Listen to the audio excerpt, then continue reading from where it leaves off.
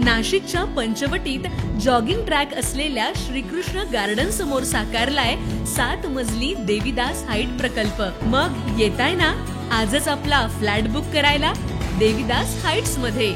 आमचा मोबाईल क्रमांक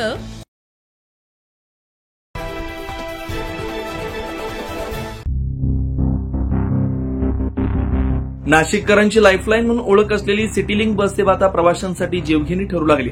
काल दुपारच्या सुमारास नाशिक त्र्यंबक मार्गावरील बसचा टायर फुटून ही चालकानं गाडी सुरूच ठेवली।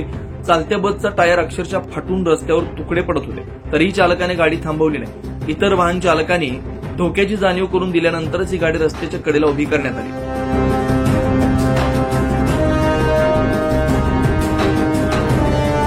प्रवाशांचा जीव धोक्यात घालून झालेला हा प्रकार सिटीलिंक प्रशासनाच्या दुर्लक्षाचं आणि चालकांच्या बेजबाबदार वृत्तीचं ठळक उदाहरण आहे। सुदैवानं मोठी दुर्घटना टळली, मात्र या घटनेमुळे प्रवाशांमध्ये प्रचंड संताप आहे। प्रवाशांच्या सुरक्षिततेकडे कानाडोळा करणारे हे चालक केवळ निष्काळजी नाही तर प्रवाशांशी उद्धटपणे वागतात।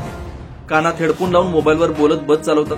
प्रवासी थांब्यांवर उभा असतानाही बस न थांबवणं, छोट्या वाहनांना कट मारणं, प्रवाशांची रागारागानं उत्तर देणं ही या चालकांची रोजची सवय ठरली आहे। शहराच्या सार्वजनिक वाहतुकीला सुरक्षित करण्यासाठी सुरू केलेला सिटीलिंक सेवा आज प्रवाशांच्या डोकेदुखीचं कारण ठरली आहे। प्रवाशांचा जीव धोक्यात घालणाऱ्या, उद्धटपणे वागणाऱ्या आणि वारंवार तक्रारीचं कारण ठरणाऱ्या या चालकांवर कठोर कारवाई करण्याची मागणी होती आहे। अन्यथा नाशिककरांचा रोष अधिकच भडकणार आहे। सिटीलिंक प्रशासनानं तात्काळ लक्ष घालून जबाबदार कर्मचाऱ्यांवर कारवाई केली नाही तर प्रवाशांचा जीव धोक्यात घालणाऱ्या या चालकांवर सिटीलिंक प्रशासन कारवाई करणार का हे पाहणं महत्त्वाचं ठरणार आहे। 9 न्यूज महाराष्ट्र ब्युरो, नाशिक।